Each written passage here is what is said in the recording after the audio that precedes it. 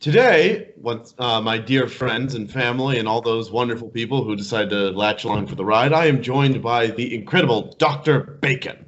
Dr. Christine Bacon, I hope you're having a wonderful day.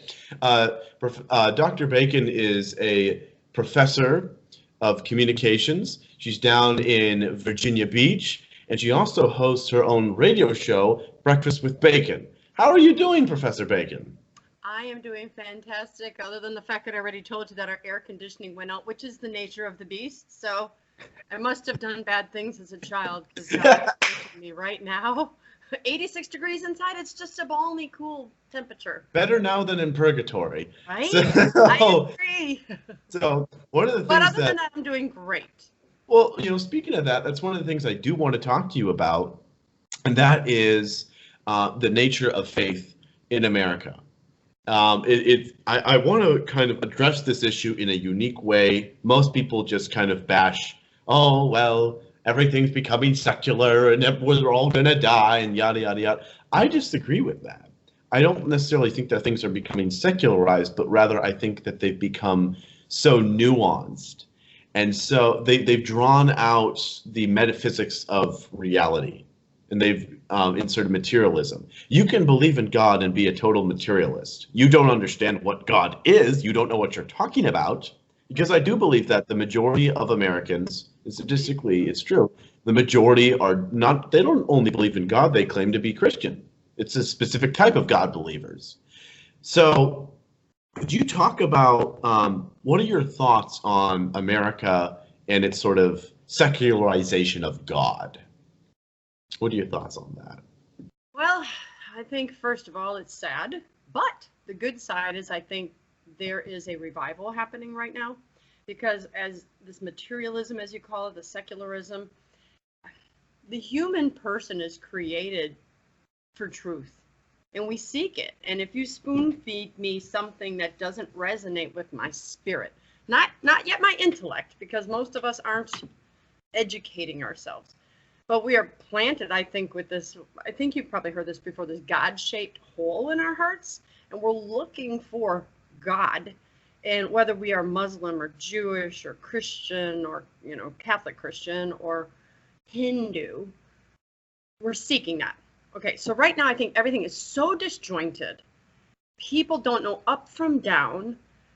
We're being told a man can be a female can be a male. We're being told that truths about one religion are not really true. People don't understand what they believe. And I think that right there is actually going to cause this revival.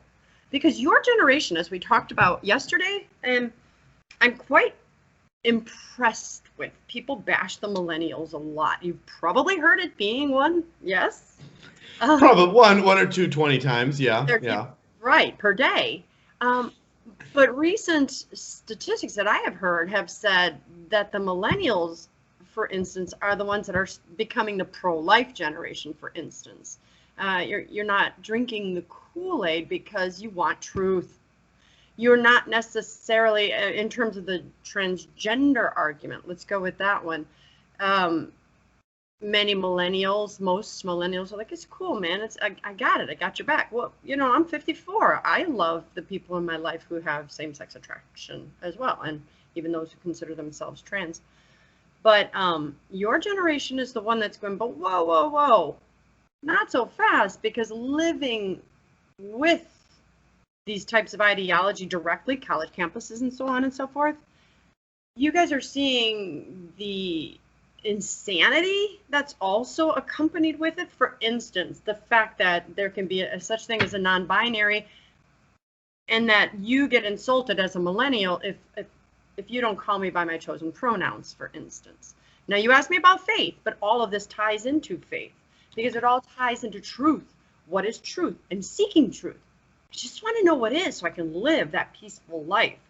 So I don't know if I directly or indirectly answered that question, but the nature of faith in America is, I think the more that we're seeking, the more confused we get, the more likely we are to wake up and go, to heck with all this. I need to seek myself. I definitely have seen a common thread within some people within, not necessarily a majority, not necessarily all, but the thinking people in my generation, is that they acknowledge that our previous generations said, do what you want, go be free, love is love, do whatever you want, sleep with whatever you want, drink whatever you want, inject whatever you want, all this stuff, do what you want. No rules. And right, exactly. And my generation is kind of, it's so depressed. We're one of the most depressed generations. We're one of the most, we suffer from anxiety. Young people have the highest suicide rates. All this stuff. My generation is kind of looking around like, no, tell us what not to do. And that's something that the previous generations have been afraid to do. Right. Would you mind talking a little bit about that? You actually hit something I was talking about yesterday. I don't even know if I was talking to you or someone else, but I think I was talking to you. But we had the 60s, the free love, take away all kinds of boundaries. Let's just do what you want to do, because it really does seem to make sense to the logical mind that if you take away my boundaries, let me do what I want to do, that I will then reach homeostasis. I will find balance. I will find peace. And yet we find people who have no boundaries, that have no guidelines, that have no rules, that anything goes, are actually flailing much more than those of us who have boundaries. And I guess it depends, Alex, on who's giving me the boundaries, right? Is it my mom and my dad, or is it the police officers? Is it my government? And do I respect those institutions, through which I wish to follow their boundaries? Do I trust the police? Because I don't trust them. I don't care about their boundaries. Don't tell me I can't turn right here. I'll do what I want to do.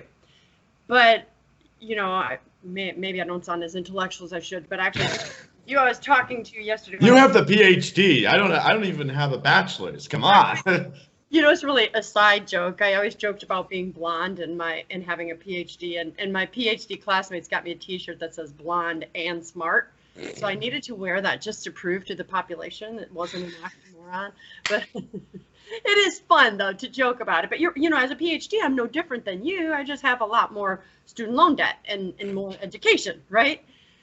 But I do appreciate the intellectual mind. But okay, let's kind of digress back from that to Dr. Phil, another guy who's got this he's the same crusader he's on the same campaign, the same kind of crusade. Got the PhD, he's educated, and the example I was telling you yesterday was a true story. When Dr. Phil was a teenager and he had a friend who was of this group you and I just spoke about. His parents didn't give him any boundaries. He could go where he wanted, when he wanted, eat what he wanted. He never had curfews. And one day he was at Dr. Phil's house. I don't know if they were best friends, if they were just, associates or what. But he went, let's call him Larry. Larry went to Phil's house, and there was this terrible snowstorm. They couldn't leave the house. Or Dr. Phil couldn't. His parents said, absolutely not am I letting you drive in these conditions. He was 16 or 17 at this time. Sorry, I don't want you getting killed. And Dr. Phil was angry at his parents at that moment. And yet Larry looked over at him and said, I wish my parents loved me that much. And Dr. Phil was kind of taken aback because, like you and me, how I'm going to guess, have normal, healthy childhoods, upbringing, parents who they'll make mistakes. Nobody is normal. Right. My parents have made mistakes, but I had a normal, healthy upbringing. Right. So as well did Dr. Phil. So he took for granted that which he had. And he said, Larry said, when he looked at Larry, he said, well, what do you mean love you that much? He goes, my parents don't care at all. They don't care what I do, where I go, what I eat. And they don't love me enough to give me boundaries. It sounds really counterintuitive, because when you put yourself in the shoes of I've never been a parent before, when you put your shoes in that sort of stance, like, no, you can't do that. You're not allowed to do this. Don't do that. That in your mind, it gives you images of just cruelty, of dictators, of, horrible tyrants, it doesn't give you the image of love. Right. And that's something. Sorry, keep going. No, I interrupted you. I want to hear what you have to say. Look at Christ. I am a Christian. I don't know who your listeners are. I'm a Catholic, actually. So if you look at Christ, it's really how he did it. He said, I'm going to get rid of a lot of these rules from the scribes and the Pharisees because they've imposed way too many on you. But I'm just going to tell you simply, I'm going to give you some boundaries. There are consequences if you go this way or go that way. Yeah. Do this or do that. But I still am going to love you. I'm still hanging out with you. But I love you enough to tell you the truth. That's And I give you the freedom to make your own decisions. He didn't yell at the woman at the well and say, what the hell is wrong with you? You're sleeping with all these men. You're with the seventh guy. You've been married 7 times. You're not with it. You're a whore. What's wrong with you? He didn't say that, right? no. All he did was say, I love you. I would like to point out, though, he did say something very similar to that to the Pharisees. What it was, vile hypocrites and all that. So I do think that there are times when that was one of my favorites. yeah, he does put his foot down with words. But getting back to the ultimate theme of this episode is faith in America. One of the unique problems of having a free society, in a democracy, in a constitutional democratic republic like ourselves, is that we rely on the morality and the education of the common person. It goes both ways, because the common person does enjoy their own freedom.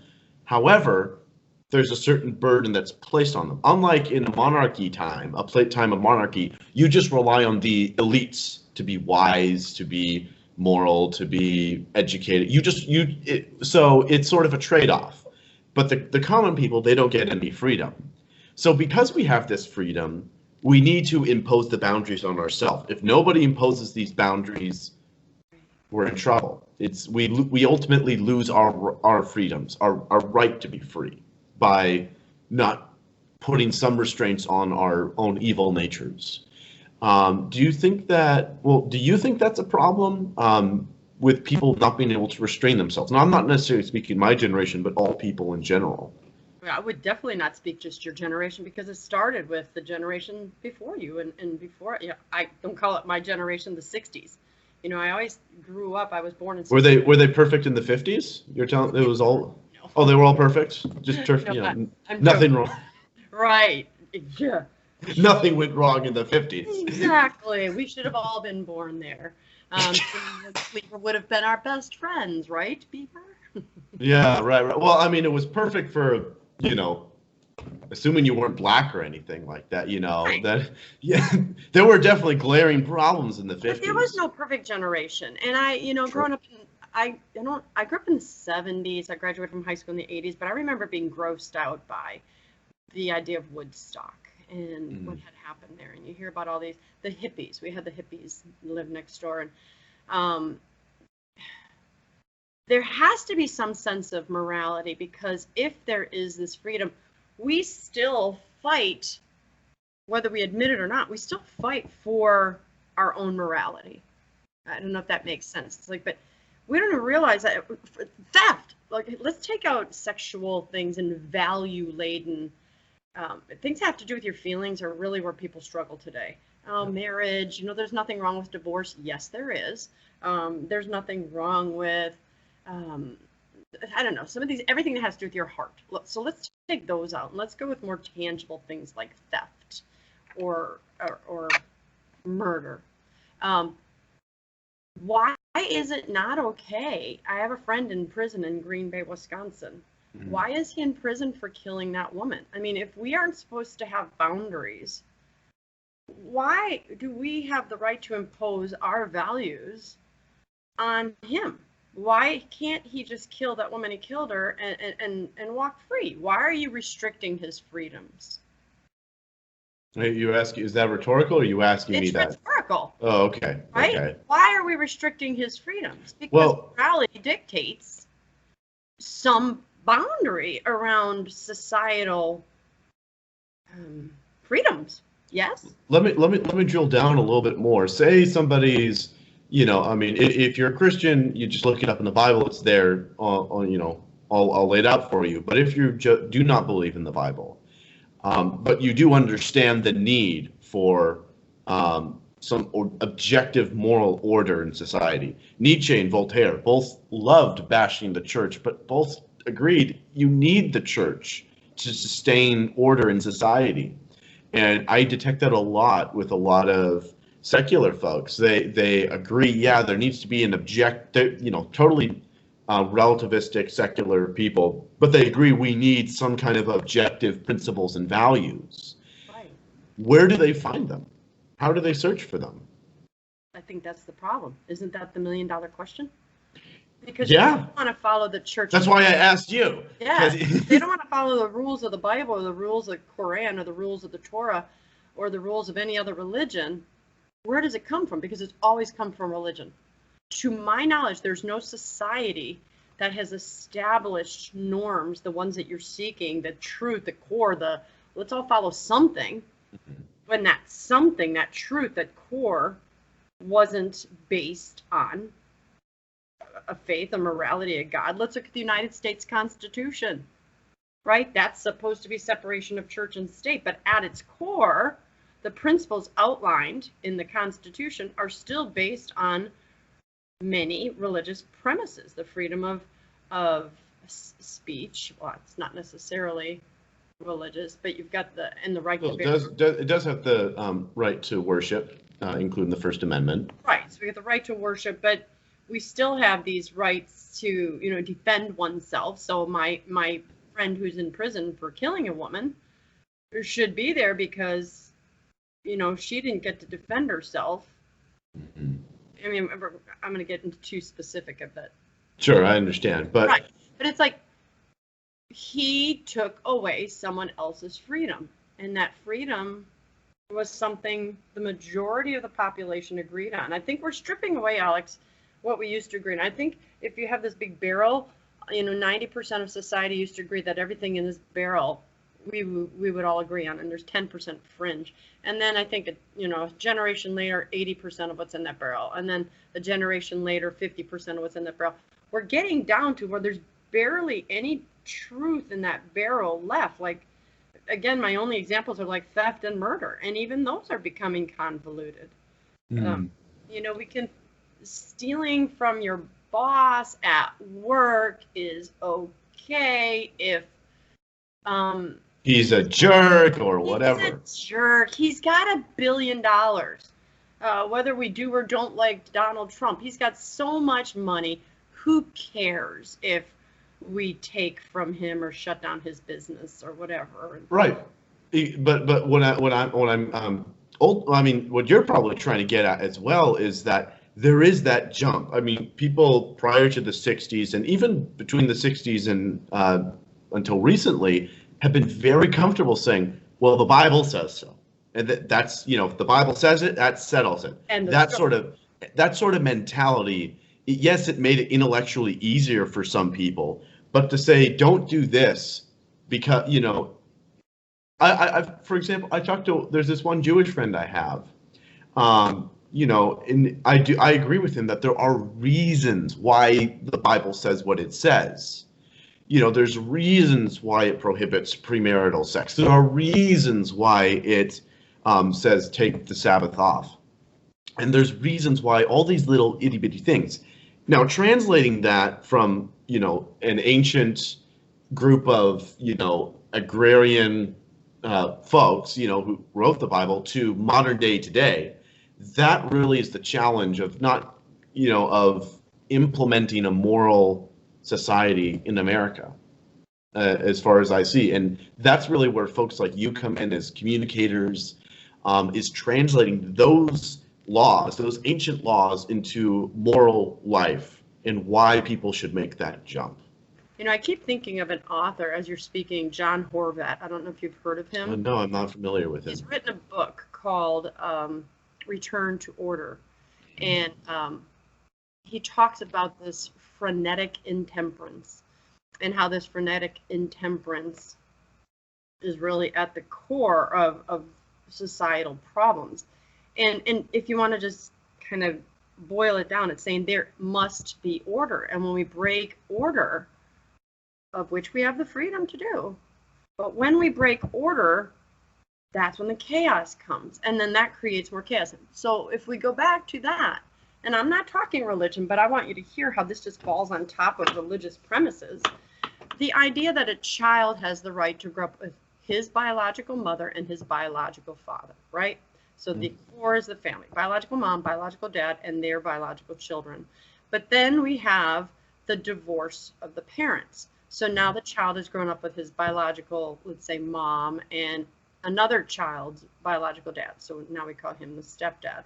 So there's a little bit of disorder there. Now, I'm not saying people who have stepdads and stepmoms have had rotten childhoods, but that creates some more disorder because now you're bringing in stepchildren and you have to, and step siblings and the word step, and we have to name these things, which then we've also got, oh, I had some other good examples when you were talking. So we start with the, I know, but I'm like, I should stop talking so much. no, I have this thing about don't run through your head your own thoughts while people are talking. It's a really good listening skill. But when I'm doing an interview, I'm like, oh, I've got to be formulating my own stuff, dude. I'm like, oh, here's blonde moment. Oh, shiny. So Right. as normal as anybody else, right? It's like, so when we're looking at order and this, the more we break order or we have disordered behaviors, disordered decisions, the more problematic it becomes. But it all falls back down to faith. And again, you say faith in America, but I'm not trying to keep bringing up this trans thing other than it's the big talking point of 2019, right? Or 2000 and whatever it is. But when you try, for instance, now we have people going to college. My friend just said she was frustrated because her daughter's college application had a line for parent number 1 and parent number 2. Well, what's that mean? It means that now they're trying to say, it might not be a mom and a dad. It might be a mom and a mom, or it might be a dad and a dad, or it might be 3 parents. Why can't we psychologically say that you have 3 parents? Let's take away all the order that we had to this biology. Let's just foundationally follow what is scientifically, biologically right. Things were based on faith. Decisions were based on the Bible and faith for millennia. And then starting around, now forgive me, my PhD professors would get on the Enlightenment. Are we going to go back Enlightenment bashing today, or? You're probably smarter than me, depending on what you studied in terms of Kuhn. When did he write his book? But when we started following science as our God, okay, it's scientific.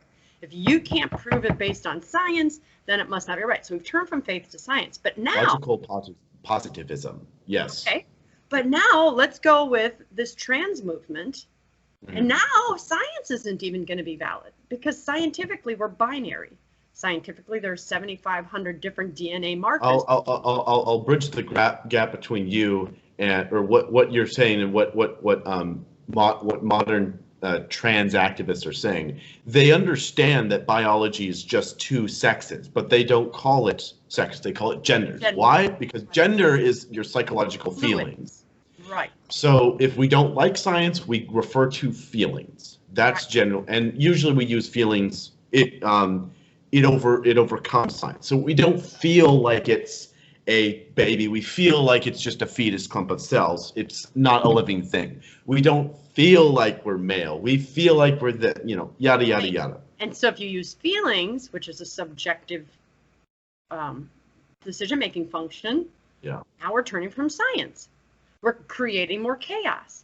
So the order that we're talking about, boundaries, order, there must be order somewhere. And we keep turning away from, well, I don't like that order. I'm going to go now based on feelings because the order that comes with logic and science, or because I'm not going to follow faith. But now I don't like science either. So I got to create my own new God. I've got to create, and my God will be my feelings. And so therefore, since Christine Bacon's feelings are different than Alex Matagian's feelings. Oh, I love how you say that. Italy, right? Then you must be your God and I must be my God because your feelings are valid to you, and anybody who doesn't follow Alex's feelings must be a bad person, or they're, So I guess we're polytheists. I didn't know that. I guess we're I didn't realize. Well, in a sense, that's what it is when we refuse to follow truth of faith, or truth of science, or truth of anything that can be objectively known. We refuse that order.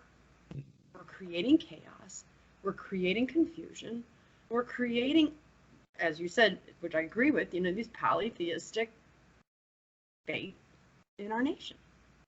Well, there you go. That's Dr. Christine Bacon for you guys. She hosts her own show, Breakfast with Bacon, down in Virginia Beach. Thank you so much for coming on. This was a terrific interview. I can't wait to talk to you again. I appreciate it. Thank you so much for having me.